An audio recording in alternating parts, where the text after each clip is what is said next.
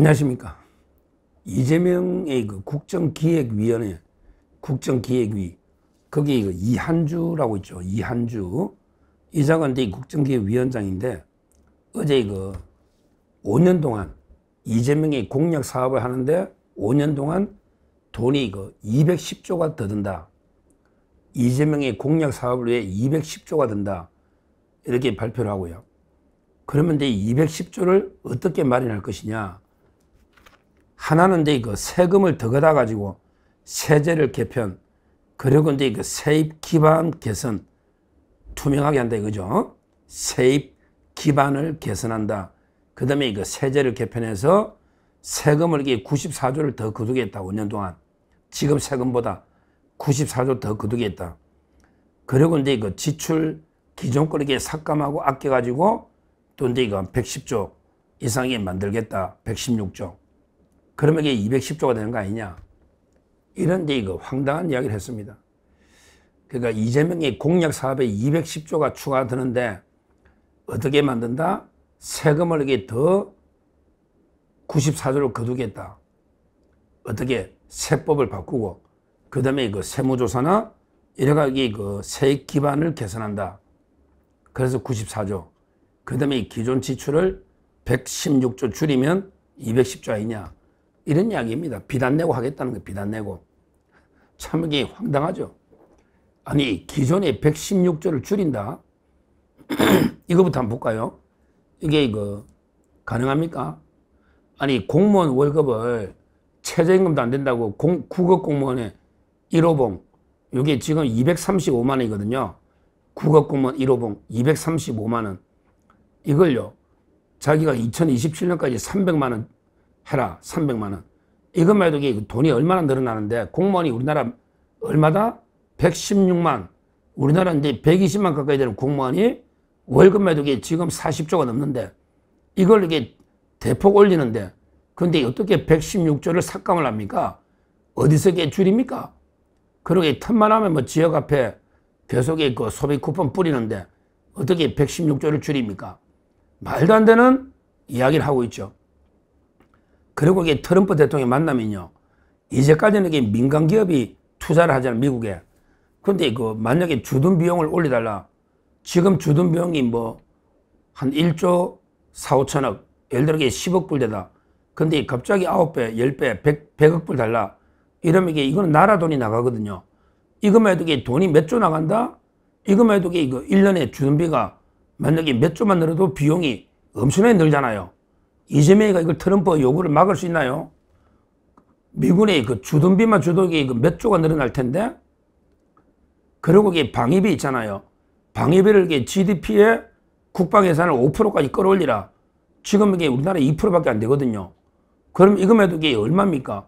결국 방위비, 미군 주둔비, 공무원 인건비, 그 다음에 막 지역 앞에 퍼주는 거, 다음에 막 지출이 엄청나게 늘어날 텐데, 이걸 어떻게 116조를 기존 거 전략 줄여가지고 공약 사업한다.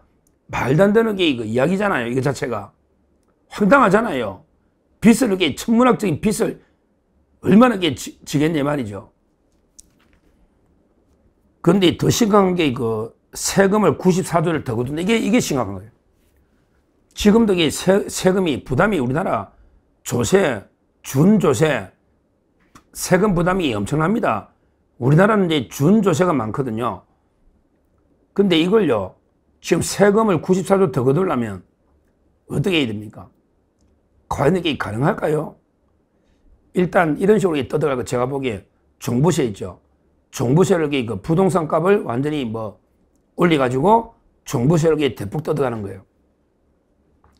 그리고 이제 부동산 공시가를 올리면요, 어떻게 된다? 대부분 상속세, 증여세로 다 뜯어가는 거예요.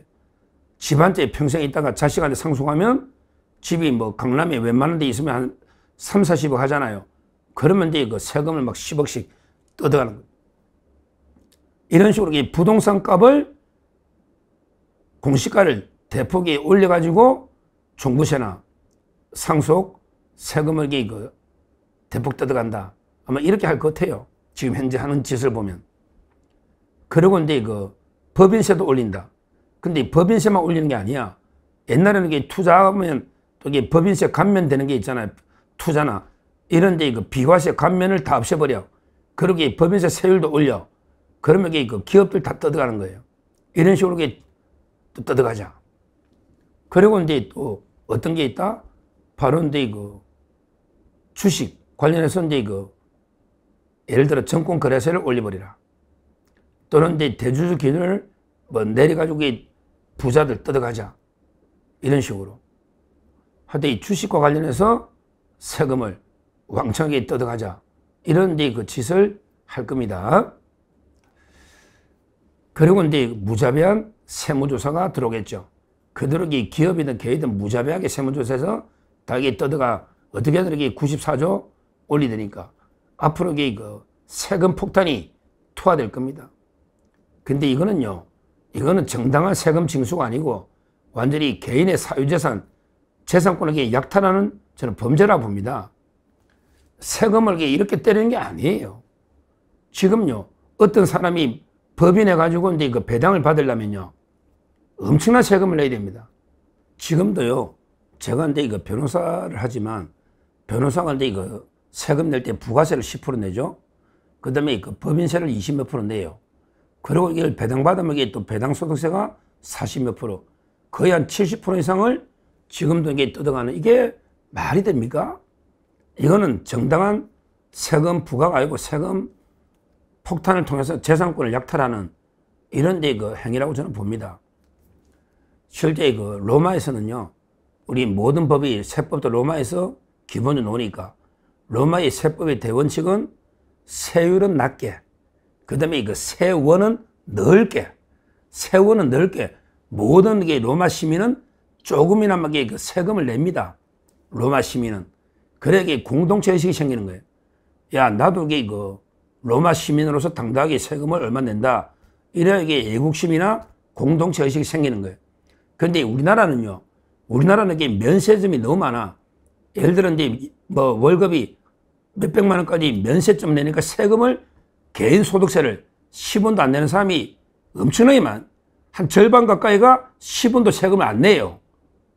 이것도 포퓰리즘이야. 조금이라도 내야 되거든요. 개인 소득세를. 근데 안 내는 게 너무 많아. 근데 있는 사람들에게 너무 뜯어가 버려. 거의 뭐 절반을 뜯어가 버린다고. 근데 로마에서는 10% 넘는 세금은 약탈로 봅니다. 10% 넘는 세금은 약탈이다. 10%까지는요. 로마 시민으로서 나도 내가 조금 더 버니까 내가 조금 더 낼게. 10%까지는 이게 가능한데 그러게 뭐 50% 이라면요. 이거는 개인 재산권을 약탈해 가는 거예요. 이러면 이게 그 탈세 유혹이나 반발이 생깁니다. 그래서 지금 국정기획위가 이재명의 공약 사업을 위해서 210조, 그중에 94조를 세금을 더 걷어 가지고 때리겠다. 이거는 진짜 그대로 돼도 문제고요. 또 그대로 되기가 쉽지 않을 겁니다. 아무리 쥐어짜도요. 예를 들어 이제 법인세를 올려도 이재명이가 워낙에 반기업 정책을 펴면서 기업들이 떠나고 어려우면 세율이 뭐 아무리 올려봤자 기업이 적자인데 법인세를 낼 수가 없잖아요. 그렇잖아. 자영업자들이 워낙 어려우니까 세금을 낼 수가 없잖아요. 따라서 이제 이재명이가 94조나 더 쥐어짜겠다. 과연 이게 성공할 수 있을까? 저는 대실패로 끝날 가능성이 많다.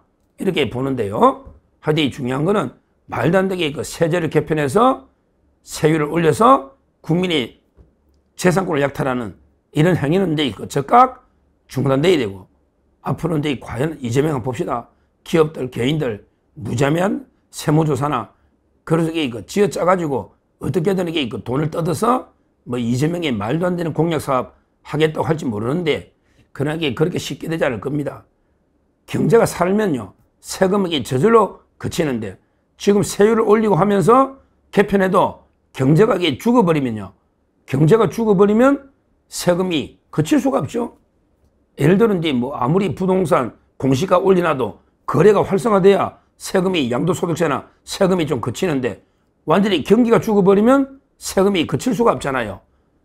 아마 이재명의 이 말도 안 되는 조세, 폭탄, 세금 약탈, 이거는 이거 대실패로 끝날 가능성이 상당히 많다 이렇게 보고요. 지금이라도 이거 이재명, 야, 공약 집어치워라. 말도 안 되는 게 공약 집어치우라고. 말도 안 되는 공약 한다고 이게 210조 투하하는데 그게 뭐 116조를 깎는다? 깎기는 뭘 깎아? 전부 올려주겠다는 약속밖에 없는데 심각한 말도 안 되는 게 일이고요. 세금도 이거 세율만 높인다고 세금이 그치나? 경제가 엉망인데 대실패로 끝나고 결국 어떻게 된다? 무리하게 공약하려면요. 빚만 잔뜩 지웁니다. 문재인 때 1년에 100조씩 빚이 늘어난 것처럼 이재명 5년 동안에 몇백조 천문학적인 빚만 지게 되는 거예요. 이게 미래세대 약탈입니다. 지금이라도 이게 말도 안 되는 공약 때려치우고 내려와라 그냥. 내려와라고. 국민들에게 더 이상 쥐어짜지 말고 참 이게 어제 이제 국정기획이 발표를 보면서 너무나 이게 황당무계한 허황된 이런 이제 계획을 발표했고요. 결국 그런 식으로 이게 지출 조정, 삭감 또는 이게 조세 증가 이거는 이게 불가능하다. 제가 분명히 경고하고요. 아마 공약 사업 하려면 대규모의 빚더미 나라를 올려놓을 겁니다. 바로 이게 베네수엘라행 급행열차로 빚더미 올려놓을 거예요. 지금이라도 이게 공약이고 뭐 때려치우고 빨리 이게 내려와라. 이렇게 다시 한번 강조합니다. 감사합니다.